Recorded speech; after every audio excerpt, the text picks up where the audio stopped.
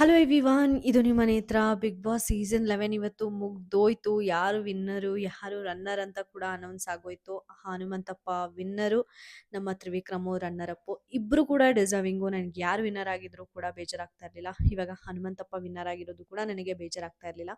ಯಾಕಂದರೆ ಅವರು ಕೂಡ ತುಂಬ ಡಿಸರ್ವಿಂಗ್ ಇದ್ದಾರೆ ವಿನ್ ಆಗೋಕ್ಕೆ. ವೈಲ್ಡ್ ಕಾರ್ಡ್ ಎಂಟ್ರಿ ಅಂತ ಬಂದು ಫಸ್ಟ್ ದಿನ ತಲೆ ತಿರುಗಿ ಬಿದ್ದು, ಅಂದರೆ ಟಾಸ್ಕ್ ಆಡೋಕ್ಕಾಗಲ್ಲ ಅಂತ ಬಾಗಿಲೆಲ್ಲ ತೆಗೆದು ಹೋಗ್ತೀನಿ ಅಂತ ಅಂದಿದ್ದ ಹನುಮಂತಪ್ಪ ಮತ್ತೆ ಟಿಕೆಟು ಫಿನಾಲೆ ಗೆದ್ದಿದ್ದಾರೆ ಅಂದರೆ ಅವ್ರ ಎಫರ್ಟ್ ಎಷ್ಟಿರುತ್ತೆ ಅನ್ನೋದು ನಾವೇ ಅರ್ಥ ಮಾಡ್ಕೊಳ್ಬೇಕಾಗುತ್ತೆ.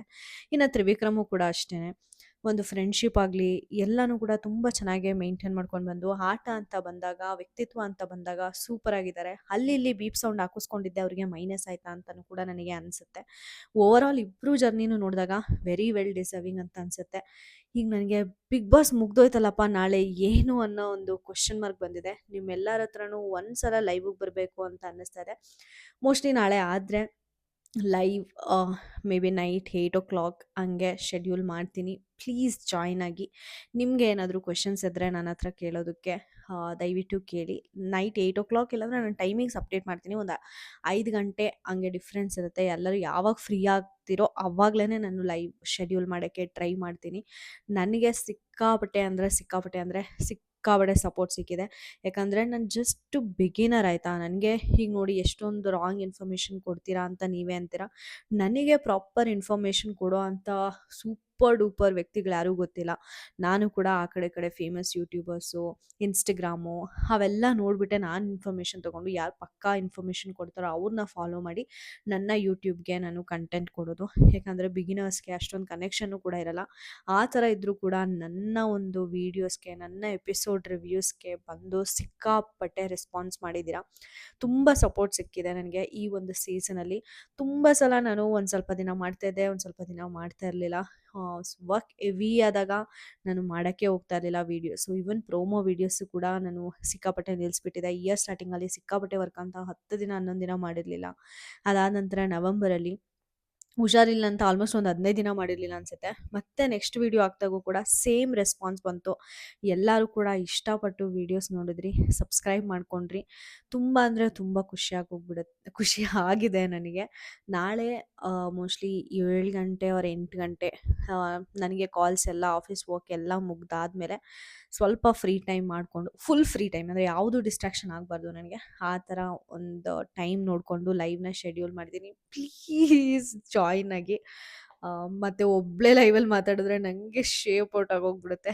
ಅದಕ್ಕೋಸ್ಕರ ನಿಮಗೆ ಏನೇ ಡೌಟ್ಸ್ ಇದ್ದರೂ ಕೂಡ ನನಗೆ ಅಲ್ಲಿ ಕೇಳ್ಬೋದು. ನನ್ನ ಬಗ್ಗೆ ಏನಾದರೂ ಯಾವುದಾದ್ರೂ ವಿಚಾರ ನಿಮಗೆ ತಿಳ್ಕೊಳ್ಬೇಕು ಅಂತ ಅನ್ಸಿದ್ರು ಕೂಡ ನೀವು ಹೇಳ್ಬೋದು. ಮತ್ತು ಇನ್ನೊಂದು ಸಜೆಷನ್ ಏನು ಅಂದರೆ, ನಿಮಗೆ ನಾನು ಯಾವುದ್ರ ಬಗ್ಗೆ ಯೂಟ್ಯೂಬಲ್ಲಿ ಕಂಟೆಂಟ್ ಮಾಡಬೇಕು ಮುಂದಿನ ದಿನಗಳಲ್ಲಿ ಅಂತ ಕೂಡ ತಿಳಿಸಿದ್ರೆ ನನಗೆ ಸಿಕ್ಕಾಪಟ್ಟೆ ಹೆಲ್ಪ್ ಆಗುತ್ತೆ.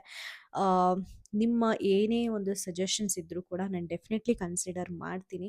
ನನಗೆ ಅದು ಮಾಡೋಕ್ಕಾದರೆ 100% ನಾನು ಆ ಒಂದು ಕಂಟೆಂಟ್ನ ಮಾಡೋಕ್ಕೆ ಡೆಫಿನೆಟ್ಲಿ ಟ್ರೈ ಮಾಡ್ತೀನಿ. ಇನ್ನು ಈ ಒಂದು ಬಿಗ್ ಬಾಸ್ ಸೀಸನ್ ವಿನ್ನರ್ ಮತ್ತು ರನ್ನರ್ ಅಪ್ ಬಗ್ಗೆ ಮಾತಾಡಬೇಕು ಅಂದರೆ, ನಿಮ್ಮೆಲ್ಲರಿಗೂ ಗೊತ್ತಿರುತ್ತೆ ಏನು ಮಾತಾಡೋದು. ಎಂಟೈರ್ ಸೀಸನಲ್ಲಿ ಮಾತಾಡಿಕೊಂಡೇ ಬಂದ್ವಿ. ನನಗೆ ಜಾಸ್ತಿ ಈ ಎಂಟೈರ್ ಸೀಸನಲ್ಲಿ ತುಂಬ ಇಷ್ಟ ಆಗಿದ್ದು ರಜತ್ ಅವರು. ಯಾಕಂದರೆ ಮಿಡ್ ಸೀಸನಲ್ಲಿ ಬಂದರೂ ಕೂಡ ಅವ್ರ ಕಾನ್ಫಿಡೆನ್ಸ್ನ ಅವ್ರು ಎಲ್ಲೂ ಕಳ್ಕೊಳ್ಳಿಲ್ಲ. ಸ್ಟಾರ್ಟಿಂಗ್ ವೀಕಲ್ಲಿ ಯಾರು ಗುರು ಇವನು ತಿಕ್ಕಲ್ ಥರ ಆಡ್ತಾ ಇದ್ದಾನೆ ಅಂತಂತೂ ಅನ್ಸಿದ್ದು ನಿಜ. ಯಾವಾಗ ಸುರೇಶ್ ಅವ್ರ ಮೇಲೆ ಎಗರಾಡಿದ್ರು ಆವಾಗ, ಯಾಕೆ ಗುರು ಫಸ್ಟ್ ಇವನ್ನ ಕಳಿಸ್ರಿ ಗುರು ಅನ್ನಂಗೆ ಆಗಿತ್ತು. ಅದಾದ ನಂತರ ಅವ್ರು ಆಡಿದ್ದ ರೀತಿ ಜೈಲಿಗೆ ಹೋಗಿ ಬಂದಾದ್ಮೇಲೆ ನೆಕ್ಸ್ಟ್ ಲೆವೆಲ್ ಆಗಿತ್ತು. ಗೇಮ್ ಚೇಂಜರ್ ಅಂತಲೇ ಹೇಳ್ಬೋದು ಈ ಒಂದು ಬಿಗ್ ಬಾಸ್ ಸೀಸನ್ 11ಗೆ. ಮೋಸ್ಟ್ಲಿ ಅವ್ರು ಇರಲಿಲ್ಲ ಅಂದರೆ 75 ದಿನಕ್ಕೆ ಕ್ಲೋಸ್ ಮಾಡಬೇಕಾಗಿ ಬರ್ತಿತ್ತಾ ಗೊತ್ತಿಲ್ಲ. ಒಂದು ಬೂಸ್ಟ್ ಅಂತೂ ತಂದರು ರಜತ್ ಅವರು. ಅಟ್ಲೀಸ್ಟ್ ಟಾಪ್ 3ಗೆ ತೊಗೊಂಡು ಬಂದಿದ್ದಾರೆ. ವೋಟಿಂಗ್ ಅಷ್ಟಿಲ್ಲ ಅಂದರೂ ಕೂಡ ಅಂತ ನನಗೆ ಖುಷಿ ಆಯಿತು. ಇನ್ನು ಹುಡುಗಿರಲ್ಲಿ ಅಂತ ಬಂದರೆ ಮೋಕ್ಷಿತಾ ಮತ್ತು ಭವ್ಯ ಕ್ರೇಜಿಯಾಗಿ ಆಡಿದ್ರು. ಈ ಥರ ಒಂದು ಸ್ಟ್ರಾಂಗ್ ಫೀಮೇಲ್ ಕಂಟೆಸ್ಟೆಂಟ್ಸು ಇನ್ನು ಮಿಕ್ಕಿದ ಸೀಸನಲ್ಲಿ ಬರ್ತಾರಾ ಅನ್ನೋದೇ ಕನ್ಫ್ಯೂಷನ್ನು. ಯಾಕಂದರೆ ಲಾಸ್ಟ್ ಟೈಮ್ ಸಂಗೀತ ಶೃಂಗೇರಿ ಅವರು ಮಾತಲ್ಲಿ ಎಲ್ಲನೂ ಕೂಡ ಡಿಫೀಟ್ ಮಾಡೋರು. ಬಟ್ ಟಾಸ್ಕು ಅಂತ ಬಂದಾಗ ಎಲ್ಲೋ ಒಂದು ಕಡೆ ಹುಡುಗರಿಗಿಂತೂ ಸ್ವಲ್ಪ ಹಿಂದೆ ಹೋಗೋರು. ಬಟ್ ಈ ಸಲ ಹುಡುಗಿರು ಹೆಂಗಿದ್ರು ಅಂದರೆ, ಹುಡುಗರ ಮುಂದೆನೂ ಕೂಡ ನಿಂತು ಎಷ್ಟೊಂದು ಟಾಸ್ಕ್ನ ಗೆದ್ದು ಫಿಸಿಕಲಿ ನಾವು ಹುಡುಗರಿಗಿಂತೂ ಸ್ಟ್ರಾಂಗು ಅನ್ನೋದನ್ನ ತುಂಬ ಪ್ರೂವ್ ಮಾಡಿದ್ದಾರೆ. ಸೊ ಈ ಥರ ಒಂದು ಫೀಮೇಲ್ ಕಂಟೆಸ್ಟೆಂಟ್ಸ್ ಯಾರಾದರೂ ವಿನ್ ಇದ್ರೆ ಚೆನ್ನಾಗಿರ್ತಾ ಇತ್ತು. ಯಾಕಂದರೆ ಮುಂದಿನ ಸೀಸನಲ್ಲಿ ಸಿಗ್ತಾರೋ ಇಲ್ವೋ ಗೊತ್ತಿಲ್ಲ. ಬಟ್ ಈ ಕಡೆ ಹುಡುಗರು ಅಂತ ಬಂದಾಗೂ ಕೂಡ ಯಾರು ಏನು ಬಿಟ್ಕೊಟ್ಟಂತೆ ಇಲ್ಲ ಹುಡುಗಿರಿಗೆ. ತುಂಬ ಚೆನ್ನಾಗೇನೆ ಆಟ ಆಡ್ಕೊಂಡು ಹೋಗಿದ್ದಾರೆ. ಹನುಮಂತಪ್ಪ ಮತ್ತು Trivikram very well deserving for top 1 and top 2. ನನಗೆ ತ್ರಿವಿಕ್ರಮ್ ಆ್ಯಕ್ಚುಲಿ ತುಂಬ ಇಷ್ಟ ಆಗೋರು. ಯಾಕೆ ಅಂತ ಕೇಳಿದ್ರೆ, ಒಂದು ಮಿಡಲ್ ಕ್ಲಾಸ್ ಫ್ಯಾಮಿಲಿಯಿಂದ ಬಂದು, ಹಂಗಂತ ಹನುಮಂತಪ್ಪ ಏನು ಸಿಕ್ಕಾಪಟ್ಟೆ ರಿಚ್ ಅಲ್ಲಮ್ಮ ಅಂತ ಕಮೆಂಟ್ ಹಾಕ್ಬೇಡಿ. ಹನುಮಂತಪ್ಪ ಪೂರನೇ. ಹನುಮಂತಪ್ಪ ಬಗ್ಗೆನೂ ನಾನು ಮಾತಾಡ್ತೀನಿ. ತ್ರಿವಿಕ್ರಮ್ ಅವರು ಇಷ್ಟು ದಿನ ಇಂಡಸ್ಟ್ರಿಯಲ್ ಜರ್ನಿ ನಡೆಸಿ ಏನೂ ಸಕ್ಸಸ್ ಸಿಗದೆ ಮನೆ ಒಳಗಡೆ ಬಂದಿರ್ತಾರೆ ಯಾವುದೋ ಏನೋ ತಗೋಬೇಕು ಅಂತ. ಆಚೆಗಡೆ ಅವ್ರಿಗೆ ಎಷ್ಟೇ ಕೋಪ ಇದ್ದರೂ, ಎಷ್ಟೇ ಸಿಟ್ಟು ಬಂದರೂ ಅದನ್ನೆಲ್ಲನೂ ಒಂದು ಬುಟ್ಟಿಗೆ ಕಟ್ಟಿಟ್ಟು ಬಿಗ್ ಬಾಸ್ ಮನೆಗೆ ಎಂಟ್ರಿ ಕೊಟ್ಟರು. ಅದೇ ಒಂದು ವ್ಯಕ್ತಿತ್ವನ ಕೊನೆಯವರೆಗೂ ಕೂಡ ಅವರು ಕಾಪಾಡಿಕೊಂಡ್ರು. ಅಲ್ಲೂ ಇಲ್ಲೂ ಮೋಕ್ಷಿತ್ ಅವ್ರ ಮೇಲೆ ಜಗಳ ಮಾಡಿದಾಗಲಿ, ಭವ್ಯವ್ರ ಮೇಲೆ ಅರ್ಚಾಡಿ ಬೀಪ್ ಸೌಂಡ್ ಹಾಕಿಸ್ಕೊಂಡಿದ್ದಾಗಲಿ, ಆ ಒಂದು ತಪ್ಪು ಮಾಡಿಲ್ಲ ಅಂದಿದ್ರೆ ಮೋಸ್ಟ್ಲಿ ತ್ರಿವಿಕ್ರಮ್ ಇವಾಗ ಬೇರೆ ಥರನೇ ಇರ್ತಾಯಿದ್ರು ಅಂತ ಅನಿಸುತ್ತೆ. ಸಿಕ್ಕಾಪಟ್ಟೆ ಬೇಜಾರಾಗುತ್ತೆ.